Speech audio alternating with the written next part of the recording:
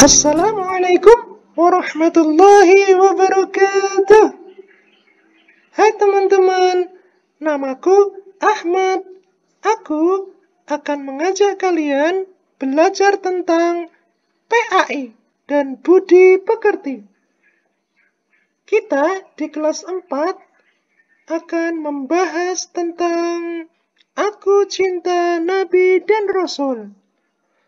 Tujuan kita belajar kali ini adalah apa saja? Yang pertama, melalui video ini nanti diharapkan teman-teman dapat meyakini kebenaran kisah Nabi Ayub, Nabi Musa, Nabi Harun, dan Nabi Zulkifli. Kemudian, melalui video ini, teman-teman diharapkan bisa memahami keteladanan kisah Nabi Ayub, Nabi Musa, Nabi Harun, dan Nabi Zulkifli. Kemudian, yang terakhir, melalui video ini, nanti teman-teman diharapkan bisa menceritakan secara sederhana tentang kisah Nabi Ayub, Nabi Musa, Nabi Harun, dan Nabi Zulkifli. Nah, teman-teman, kali ini saya tidak sendirian. Saya akan ditemani oleh seorang ustadz. Tapi beliau sekarang ada di rumahnya. Kita akan menghubungi beliau dulu ya.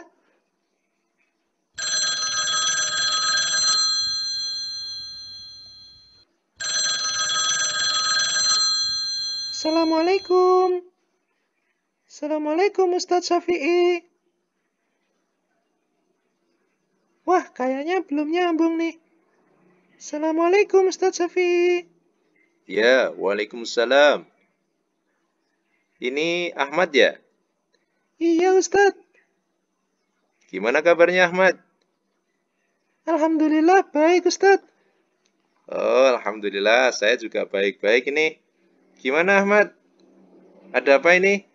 Begini Ustadz, saya ingin mengajak teman-teman untuk belajar tentang PAI, Pendidikan Agama Islam, dan juga budi pekerti. Oh, begitu. Terus? Ya, ini yang akan kita bahas tuh tentang Aku Cinta Nabi dan Rasul, tentang Nabi Ayub, Nabi Zulkifli, Nabi Harun, dan Nabi Musa. Oh, begitu. Ya. Lah terus? Ya, saya minta bantuan Ustadz untuk menjelaskan itu. Oh, begitu. Ya. Baik. Jadi nanti bagaimana ini? Ahmad nanti tanya-tanya gitu, terus Pak Ustadz menjawab gitu atau gimana? Iya Ustadz, gitu aja ya. Oke. Baik Ustadz, ini yang pertama nih Ustadz. Minta tolong dijelaskan dong tentang kisah teladan Nabi Ayub. Oke, ya baik. Sekarang Pak Ustadz akan menjelaskan tentang kisah teladan Nabi Ayub ya. Mohon diperhatikan ya Ahmad dan juga adik-adik yang menyaksikan ini. Tentang kisah teladan Nabi Ayub, kita akan membahas tentang silsilahnya dulu ya. Nah, Nabi Ayub ini sebetulnya memiliki istri yang bernama Rahmah ya. Dan Nabi Ayub itu kalau di silsilahnya dari ibunya menikah dengan ayahnya. Nah, ibunya itu silsilah ke atasnya itu lama-lama nanti ketemu dengan Nabi Lut gitu ya. Jadi keturunan Nabi juga. Kalau ayahnya juga demikian. Kalau silsilah ke atas nanti akan ketemu dengan Nabi Ishak ya. Demikian juga dengan istrinya. Istrinya itu juga nanti pada akhirnya keturunan seorang nabi. Nah, istrinya yang bernama Rahmah itu anak dari Afroyim, dan Afroyim itu adalah putri dari Nabi Yusuf alaihissalam ya. Jadi mereka semuanya adalah keturunan para nabi ya. Nah, misalnya keturunannya seperti ini. Pak Guru, Pak Ustadz akan menunjukkan gambarnya ya. Nah, seperti ini kira-kira. Biar lebih mudah dipahami. Oh, begitu ya? Iya, Ahmad. Jadi silsilahnya seperti itu, ya. Nah, Ahmad, tentang kehidupan Nabi Ayub alaihissalam, hidup beliau itu dalam banyak sekali kenikmatan. Ya, contohnya istrinya yang solihah, anak-anak berbakti, disegani masyarakat, dan punya harta yang melimpah. Wah, enak banget ya. Nah, beliau itu tidak pernah sombong dan kikir ya. Beliau rendah hati dan dermawan, sering menyantuni fakir miskin dan anak yatim. Lahan buah dan sayurannya itu boleh dipetik oleh siapapun. Wah, hebat kan? Iya ya Ustadz, hebat banget. Wah, jadi pengen nih. Hehe. Nah, tapi iblis jengkel dengan Nabi Ayub karena begitu hebatnya beliau sehingga iblis ingin menggodanya. Ya, sehingga Nabi Ayub pun akhirnya apa? Akhirnya juga diuji oleh Allah Subhanahu wa taala untuk membuktikan kepada iblis bahwasanya ternyata Nabi Ayub itu luar biasa. Apa saja ujiannya, Ahmad? Ini ujiannya itu adalah kematian semua hewan ternaknya sehingga jatuh miskin. Wah, kasihan banget ya. Terus kemudian kematian putra-putrinya. Lalu yang juga parah itu penyakit kulit ganas hingga membuat orang lain yang melihatnya itu jijik dan mengusirnya. Ah, ya Allah, kasihan banget Nabi Ayub ya. Iya, tapi beliau itu Ahmad ya. Nah, beliau itu selalu sabar dan bersyukur, tekun beribadah dan memuji Allah Subhanahu wa taala. Beliau selalu berdoa agar diberikan kesembuhan dan dikembalikan hartanya. Wah, Masya Allah, benar-benar teladan ya. Iya Ahmad. Nah, sampai doa Nabi Ayub itu pun juga ada di dalam Al-Quran ya. Surat Al-Anbiya ayat 83. Dan artinya itu begini. Dan Ayub ketika dia berseru kepada Robnya, sungguh aku ditimpa madarat dan engkau maha penyayang di antara para penyayang. Nah, doa Nabi Ayub tersebut akhirnya dikabulkan oleh Allah ya. Nah, kemudian tentang sikap beliau, kesabaran dan ketaatannya itu juga dicantumkan dalam Al-Quran, surat Shod ayat 44, yang artinya, dan ambillah seikat rumput dengan tanganmu, lalu pukullah dengan itu, dan janganlah engkau melanggar sumpah. Sesungguhnya kami dapati dia, yaitu Ayub, seorang yang sabar. Dialah sebaik-baik hamba, sungguh dia sangat taat kepada Allah. Nah, demikian Ahmad, kisah Nabi Ayub yang begitu singkat ya. Iya. Tak apa-apa Pak Ustadz, yang penting aku sekarang udah paham. Nah, yang bisa kita teladani adalah beliau itu tawadu meskipun karunia-Nya berlimpah, ya. Beliau juga dermawan, sabar dan tabah, ditimpa ujian bertubi-tubi, kemudian ikhlas dalam menerima takdir Allah Subhanahu wa taala dan selalu tekun beribadah. Iya, luar biasa harus kita teladani ya. Iya, betul sekali itu. Lah, Ustadz kalau ceritanya kisah teladan Nabi Musa gimana?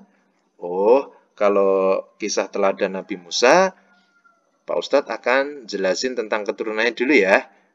Iya Ustadz, nggak apa-apa. Nah, Nabi Musa itu, beliau adalah anaknya Imron. Imron itu adalah suami dari ibunda Nabi Musa yang bernama Yukabat, ya.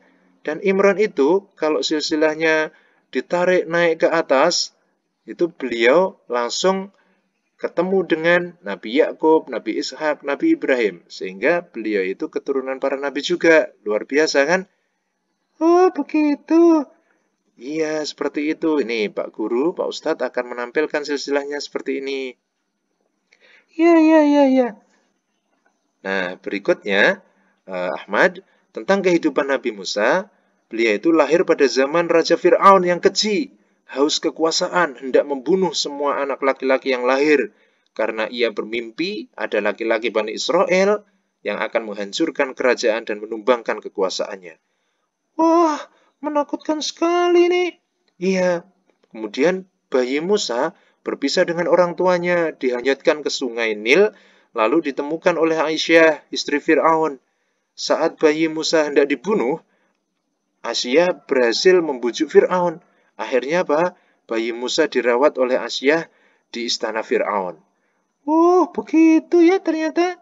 Nah, kemudian suatu ketika Musa menangis kehausan dan tidak mau disusui oleh siapapun, hingga akhirnya seorang bernama Yukabat diundang ke istana untuk menyusui.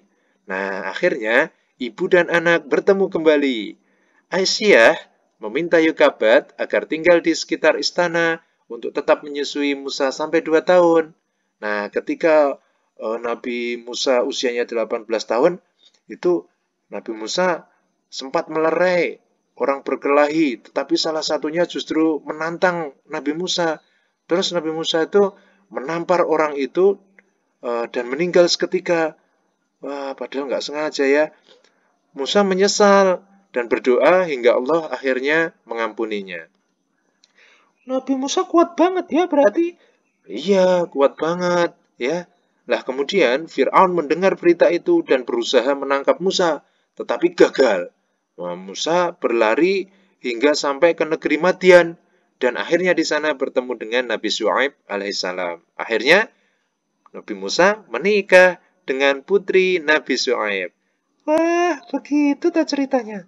Iya, kemudian Nabi Musa itu saat diangkat menjadi nabi itu ya, itu ceritanya begini. Setelah beberapa lama tinggal di Madian, Musa ingin kembali ke Mesir bersama keluarganya. Nah, saat tiba di Bukit Turisina, di malam hari yang gelap dan dingin, ia hendak menyalakan api, tapi tidak berhasil hingga ia melihat suluh dari jauh, ya, suluh api dari kejauhan. Nah, ia ingin mengambilnya dan menyuruh keluarganya menunggu dulu. Nah, ketika sampai pada tempat api tersebut, Allah Subhanahu wa taala memanggilnya dan mengangkatnya menjadi seorang nabi. Oh, begitu ya ceritanya. Iya, itu diabadikan dalam surat Toha ayat 11 sampai 14. Oh, iya, iya, iya. Nanti Ahmad bisa membacanya sendiri ya. Oke, siap Pak Ustadz. Nah, mukjizat Nabi Musa itu tangannya dapat mengeluarkan cahaya loh. Dan itu ditunjukkan supaya bisa berdakwah kepada kaumnya dan juga Fir'aun ya. Termasuk tongkatnya yang bisa berubah menjadi ular dan mengalahkan para tukang sihir yang paling terkenal saat itu. Bahkan tukang sihir saat itu akhirnya beriman kepada Tuhannya Nabi Musa, yaitu Allah Subhanahu wa taala. Wah, luar biasa. Fir'aun marah besar tahu, ya, terus mengejar Nabi Musa sampai apa namanya ingin membunuhnya. Ia dibantu ribuan pasukannya. Nah, ketika Nabi Musa terdesak di tepi Laut Merah, Allah Subhanahu wa taala memerintahkan Nabi Musa untuk memukulkan tongkatnya ke laut dan akhirnya Laut Merah terbelah dan menyelamatkan Nabi Musa alaihissalam dan kaumnya. Sementara itu, pasukan Firaun ditelan gelombang oleh Laut Merah. Wah, luar biasa ya. Keren. Iya dong, kan Nabi kita, Nabi Musa, ya kan? Iya betul. Nah, Ahmad, ini keteladanan Nabi Musa itu, beliau berani menyampaikan kebenaran kepada siapa saja, bahkan kepada seorang raja yang sangat keji saat itu ya. Kemudian, segera bertaubat setelah melaksanakan kesalahan. Dan bekerja keras menunaikan tanggung jawab. Oh, iya, iya, iya. Itu harus kita teladani ya. Iya, betul ya. Nah, kalau tentang kisah teladan Nabi Harun gimana Ustadz? Oh, kalau kisah teladan Nabi Harun ini kalau Ahmad tahu ya, beliau itu sebetulnya adalah apa? Iya, kakaknya Nabi Musa, kakak kandung ya. Nah, Nabi Harun itu sama kayak Nabi Musa berarti ya. Jadi ayahnya bernama Imron, ibunya bernama Yukabat ya. Dan keturunannya Imron itu kalau naik ke atas bertemu dengan Nabi Ibrahim, Nabi Ishak, Nabi Yakub ya. Nah, silsilahnya sama seperti Nabi Musa tadi. Nah, ya. Nih Pak Ustadz tunjukkan gambarnya. Nah, kemudian kehidupan Nabi Harun alaihissalam adalah kakak kandung Nabi Musa ya. Beliau fasih bertutur kata, berperilaku santun dan setia mendampingi dakwah Nabi Musa alaihissalam kepada kaumnya yaitu Bani Israel, termasuk Fir'aun ya. Nah, suatu hari Nabi Harun alaihissalam diamanahi oleh Nabi Musa untuk menjaga kaumnya karena beliau hendak menuju Gunung Sinai atau Turisina ya. guna menerima wahyu dari Allah Subhanahu wa taala selama 40 hari. Nah, ketika Nabi Musa alaihissalam kembali, ternyata kaumnya banyak yang kembali menyembah berhala. Ah, kok begitu ya? Iya, akhirnya apa? Wah, itu diabadikan itu dalam surat Al-A'raf ayat 150 sampai 151 ya. Yang artinya, dan tatkala Musa telah kembali kepada kaumnya dengan marah dan sedih hati, berkatalah dia, alangkah buruknya perbuatan yang kalian kerjakan sesudah kepergianku. Apakah kalian hendak mendahului janji Tuhan kalian? Dan Musa pun melemparkan luh-luh atau Taurat itu dan memegang rambut kepala saudaranya, yaitu Harun, sambil menariknya ke arahnya. Kemudian Harun berkata, hai anak ibuku, sesungguhnya kaum ini telah menganggapku lemah dan hampir-hampir mereka membunuhku. Sebab itu, janganlah kamu menjadikan musuh-musuh gembira melihatku. Dan janganlah kamu masukkan aku ke dalam golongan orang-orang yang zalim. Kemudian Musa berdoa, ya Tuhanku, ampunilah aku dan saudaraku, dan masukkanlah kami ke dalam rahmat Engkau, dan Engkau adalah Maha Penyayang di antara para penyayang. Nah, begitu Ahmad ya, kisahnya Nabi Musa dan Nabi Harun ya, karena memang mereka bersaudara jadi Pak Ustadz ketukar-tukar ini ya. Padahal mereka ya bareng sebetulnya ya. Nah, ini keteladanan Nabi Harun yang harus kita contoh adalah fasih dalam bertutur kata, santun dalam berperilaku, setia mendampingi dakwah Nabi Musa ya. Oh, luar biasa ya Nabi Harun. Hebat. Yang terakhir Ustadz ini tentang kisah Nabi Zulkifli gimana Ustadz? Oh iya. Tentang kisah Nabi Zulkifli ini, Nabi Zulkifli itu keturunan dari Nabi Ayub ya, yang tadi Pak Ustadz jelaskan di awal tadi ya. Nah, kemudian Nabi Ayub itu kehidupannya adalah nama asli beliau Bashar. Nama Zulkifli itu mohon maaf, kehidupan Nabi Zulkifli maksudnya ya. Jadi Nabi Zulkifli itu nama asli beliau adalah Bashar. Nama Zulkifli didapatkan dari seorang raja yang arif dan bijaksana, yaitu Nabi Ilyasa. Ya, ketika itu sang raja bertanya kepada kaumnya, siapa yang sanggup berperilaku sabar? Jika siang berpuasa dan jika malam beribadah, maka ia akan diangkat menjadi raja. Nah, tidak ada satupun yang sanggup kecuali Bashar. Nah, kemudian sejak saat itu ia dipanggil Zulkifli, yang artinya sanggup. Nah, beliau itu luar biasa. Setiap hari beliau berpuasa dan sholatnya tidak kurang dari 100 rakaat. Tidurnya hanya sebentar. Wah, luar biasa ya. Padahal kita setiap hari sholat 5 waktu, 17 rakaat itu aja. Wah, sudah luar biasa. Apalagi ini Nabi Zulkifli 100 rakaat.